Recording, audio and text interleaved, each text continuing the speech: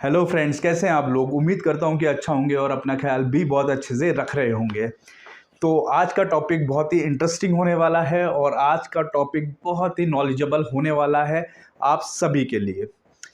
तो mission moon यानी कि चंद्रयान 3, आप सभी जानते होंगे कि चंद्रयान 3 कल लॉन्च हुआ है और इस तारीख को वो पहुंचेगा। क्या आप चंद्रयान 1 या 2 के बारे में जानते हैं कि किस में कितना खर्च आया, कौन से ईयर में ये भेजा गया? क्या आप जानते हैं कि पहला रोबोट कब चांद पे उतारा गया? क्या आप जानते हैं कि वो कौन कौन से देश हैं जिन्होंने ऑलरेडी मून पे लैंडिंग करा रखी है? क्या आप ये भी जानते हैं कि कौन से साल में सबसे पहला देश जो चांद पे पहुंचा था वो कौन सा था? मेरे साथ मेरी वीडियो में एंड तक बने रहिएगा और इन सारे सवालों के जवाब बहुत ही प्यार के साथ, बहुत ही आसानी से मैं आपको दूंगा। यकीन मानिए, मुझे काफ़ी मशक्क़त करनी पड़ी है, हर सर्च करना पड़ा है वीडियोस पे, गूगल पे, और डाटा कलेक्ट करना पड़ा है ये वीडियो बनाने से पहले। तो मेरे साथ इस वीडियो में एंड तक प्लीज़ बने रहिएगा और मैं वादा करता हूँ कि ये इन्फॉर्मेशन जो मैं आपको दे रहा हूँ, ये आपको एक दिन का डाटा मैं केवल 5 या 4 मिनट में आपको समराइज़ करके दे रहा हूँ। तो शुरू करते हैं। मिशन मून जो पहली बार स्टार्ट करा गया था वो रशिया के द्वारा और यूएसए के द्वारा करा गया था। पहली बार हम अगर डिवाइड करते हैं तो 2 भागों में बांट देते हैं। पहला ये जिसमें आदमी पहुंच रहे हैं यानी कि क्रूड, और सेकंड करते हैं नॉन क्रूड यानी कि जिसमें आदमी नहीं, हम लैंडर या रोवर के थ्रू हम भेज रहे हैं। ठीक, तो रशिया ने क्या करा कि रशिया ने 1966 31 जनवरी को पहले नहीं, उससे पहले भी कई बार भेज चुके हैं। लूना 1, लूना 2, लूना 3 सब फेलियर हुए हैं, लेकिन काफ़ी वर्षों की मेहनत के बाद उन्होंने लूना 9 को 31 जनवरी 1966 को पहली बार लैंड कराया मून पे। उसी के 4 महीने बाद, मैं कह लूँ कि 30 मई 1966 को यूएसए यानी कि अमेरिका ने पहली बार अपना जो नाम था उनका सर्वेयर 1 उसको लॉन्च करा और सक्सेसफुली लैंड कराया मून पे। तो सबसे पहला जो नॉन क्रूड की कैटेगरी में आया वो आया लूना 9, सेकंड आया अमेरिका का सर्वेयर 1।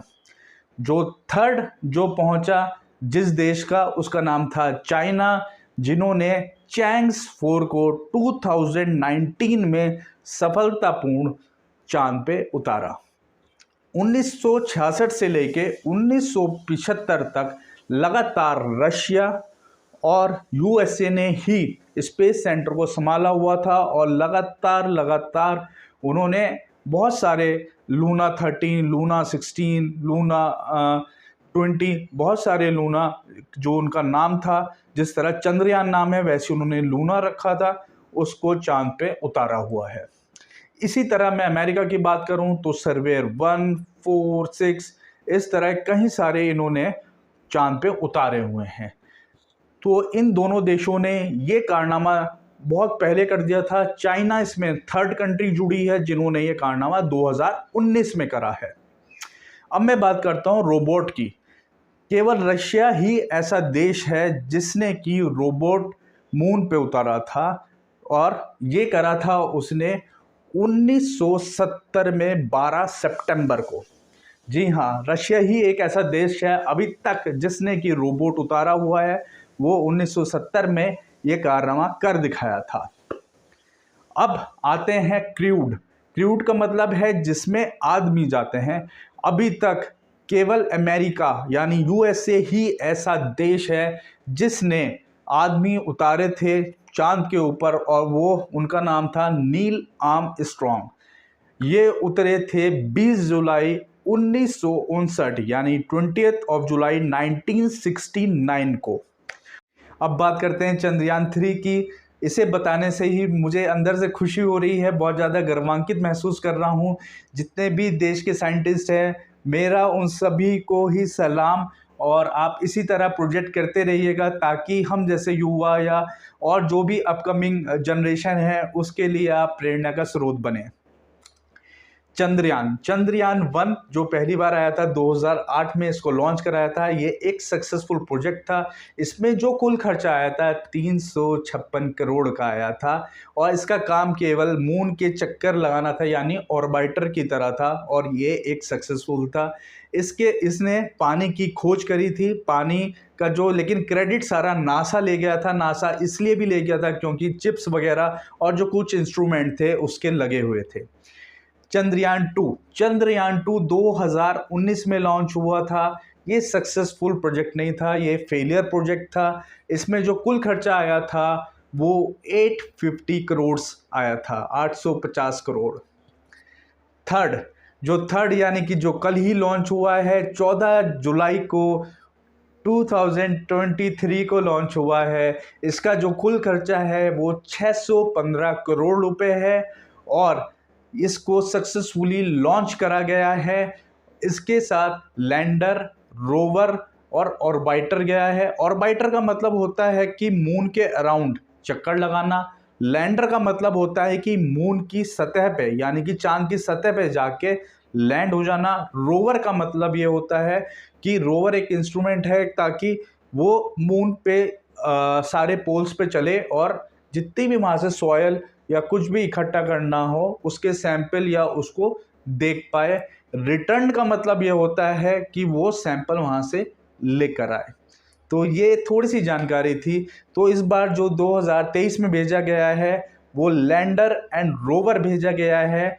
और यकीन मानिए अगर ये चांद पे, यानी कि जैसे 14 जुलाई को भेजा गया हुआ है, तो आज से 40 दिन के बाद, यानी कि मैं कहूँ कि 20 या 25 अगस्त के आसपास ये मून पे लैंड करेगा। अगर ये मून पे लैंड कर जाता है तो भारत उन देशों में शुमार हो जाएगा या उन भारत की उन देशों में गिनती होने लगेगी कि जिसने सक्सेसफुली मून तक अपना लैंडर पहुंचाया है। पहले नंबर पे रशिया था, दूसरे नंबर पे अमेरिका था, तीसरे नंबर पे चाइना था, चौथे नंबर पे अगर भारत ये कारनामा कर देता है तो भारत ये चौथे नंबर का देश होगा। इससे अब हासिल क्या करने वाले हैं? इससे हासिल ये होगा कि पानी की जानकारी, सॉयल, वहाँ पे मिट्टी की जानकारी कि वो उपजाऊ है या नहीं है, रहने लायक है या नहीं है, वहाँ पे मिनरल्स की जानकारी मिलेगी, वहाँ पे जो मैग्नेटिक फील्ड रहती है उसकी जानकारी ये लेने गया है। और यकीन मानिए इस पे इस टाइम अमेरिका की, चीन की, रशिया की, सबकी नज़र चंद्रयान पे टिकी हुई है। इसलिए टिकी हुई है, अगर ये सक्सेसफुल हो जाता है तो भारत एक नई पीढ़ी को और एक नई सोच को जन्म देगा। एक, मैं ये कह लूँ कि शायद नया अध्याय लिख देगा स्पेस उसमें, जो कि अमेरिका, यूएसए, जो कि 50-60 सालों से लगे हुए हैं वो नहीं कर पाया। लेकिन अगर ये प्रोजेक्ट सक्सेसफुल हो जाता है तो भारत उनसे भी ऊपर कहीं ना कहीं अपना नाम लिखवा के छोड़ेगा। ये हम सब के लिए एक गर्व की बात है और सच में, और दोबारा से मुझे सल्यूट करने का मन कर रहा है अपने भारतीय विज्ञानियों के ऊपर। चलिए इसी के साथ जय हिंद, जय भारत। और मुझे लगता है आप सबका जोश बहुत हाई होगा जैसे मेरा है। मैं पूछना चाहता हूँ, हाउ इज़ द जोश? रेस्पॉन्स में मिलना चाहिए जो भी देखे, हाय। सर बोले ना बोले चलेगा, लेकिन जोश हाई होना चाहिए। वंदे मातरम, जय हिंद।